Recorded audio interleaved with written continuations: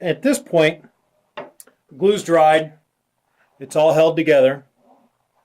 I've taken it to my belt sander and sanded the edges of it as smooth and as uniform as I could get it.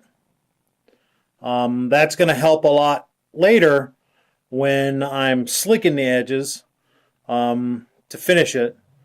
But for now, see, it has this lip. I don't know if the camera will focus on it. There's a little lip of leather all the way around it on both sides. So I'm going to use a tool called an edge beveler to take that off. And it's real easy.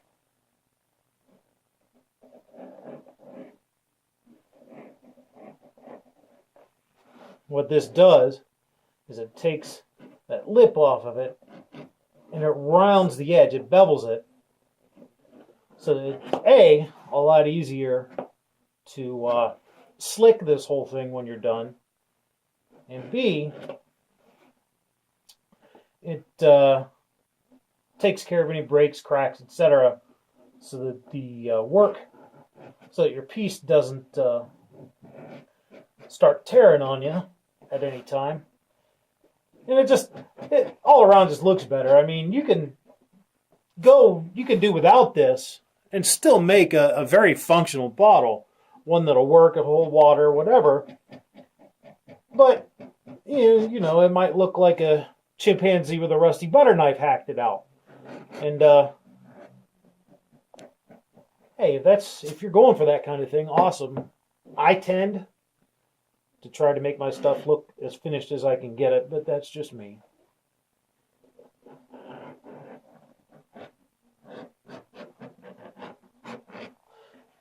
If you don't have one of these tools, which you can get them at any leather supply store, again, Tandy, Brenton's Village, I think Brenton's Village sells them. I know Springfield Leather does, pretty much anywhere.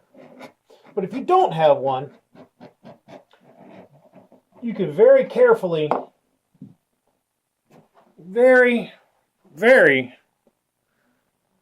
carefully do this with a sharp knife. See, it's peeling that edge away. It's doing the same thing as the edge beveler does, just not as well and not as easy. But you can do it without the specialized tool. I just tend to use the edge beveler because it's easier. Takes a lot less time. And I think it tends to, give a better looking result there. So what I did when I made my pattern for this is, as you can see, around this pattern, I made a little mark, so to kind of give me an idea what my stitch lines were going to look like, etc.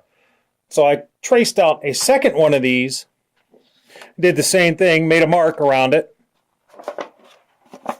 and cut it out around that mark. And that's going to give me the lines where the interior stitching, because I used 2 lines of stitching on these, and that's going to give me the lines where the interior stitching is going to go. So I just kind of make sure I get it up all the way up at the top at the mouth and try and get this as centered as evenly as I possibly can, and then trace around it right onto the leather with a pencil.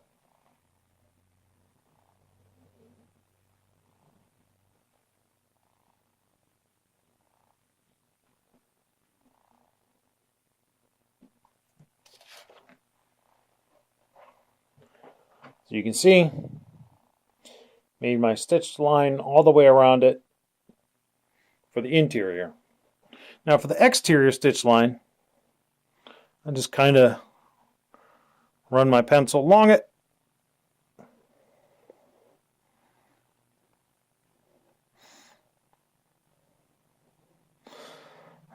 Try and correct it to stay right around halfway between the edge of the leather and the stitch line.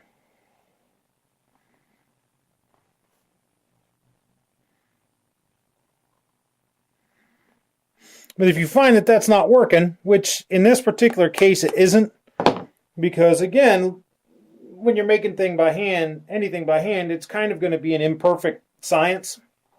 What I do is I find a spot where it is working. So right there, that'll be my depth in from the edge. And I'll just go along it.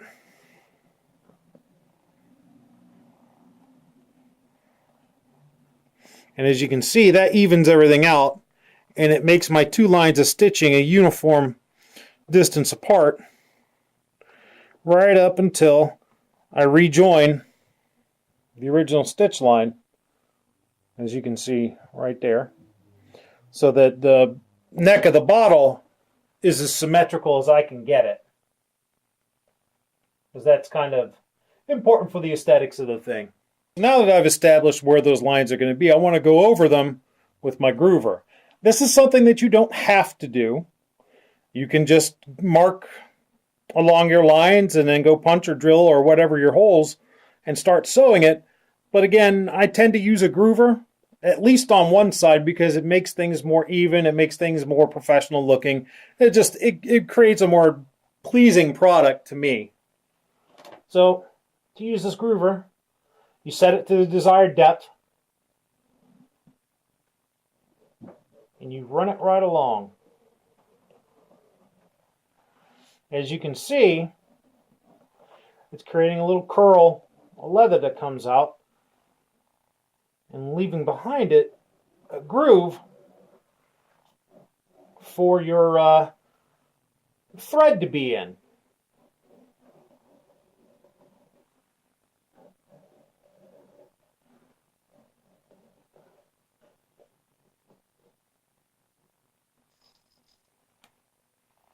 And I'll flip it over and do the same on the other side.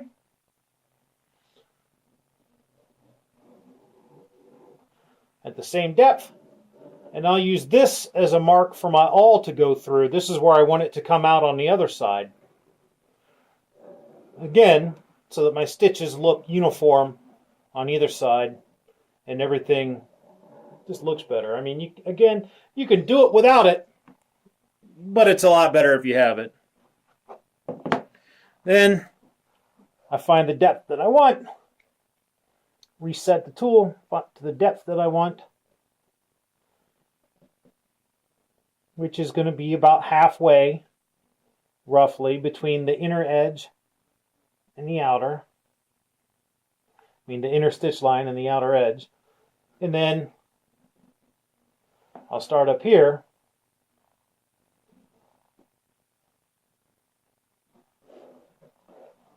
And just go all the way around.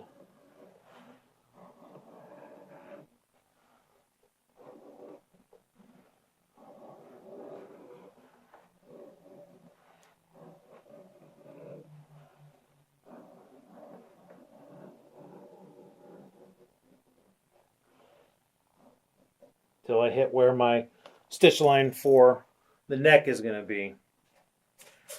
In order to do this, you can use a groover that's not adjustable, it's just single, but I tend to just adjust this all the way out and carefully kind of freehand it.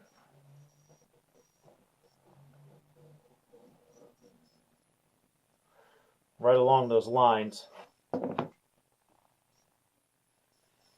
Then I will flip the bottle over, line up the stitch line pattern on the other side,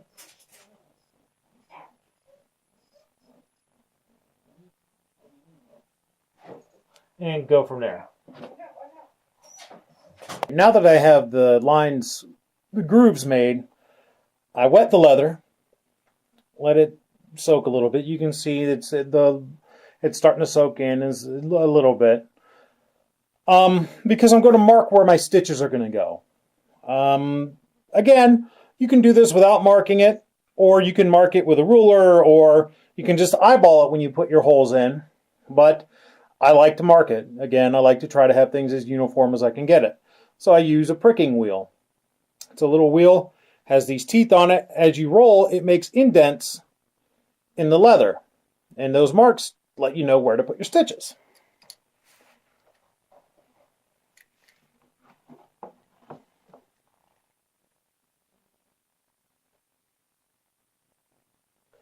And just press down and roll it along.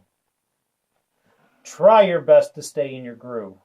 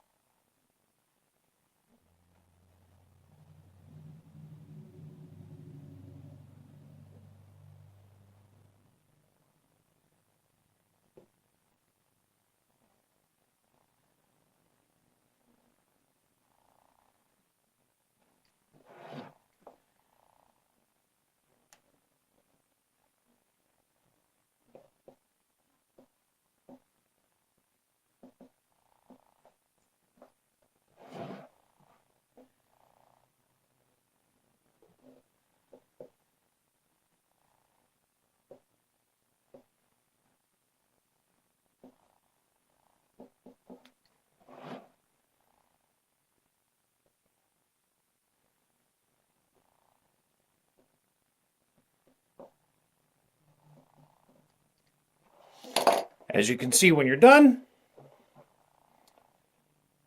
you have that nice line of marks. There we go. It shows you exactly where you want to put your holes. Speaking of which, I don't use every mark that you see is not going to have a hole. It's fairly close. So what I tend to do when I make my holes is go every other hole. I do that for two reasons. First, historically speaking, they used a wider stitch length than that. You know, they didn't go as many holes per inch. And primarily from a practical standpoint, the less holes you have in this, the less chances it's going to leak. So what I tend to do is just go every other hole, and that will that'll give it enough to be structurally sound, yet not so much that it's going to be weak. So, you know, there are any number of ways that you can put your holes in the leather. You can use an awl. You can use a nail driven into a stick. You can drill it. You can do all kinds of things to try to get it. I tend to use an awl. You know, and it's real simple.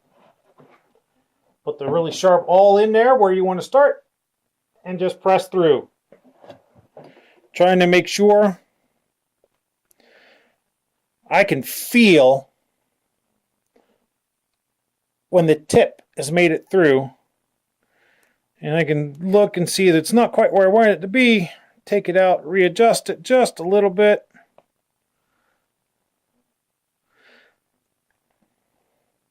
Because I want it to be as close. Trying to get it to go right there.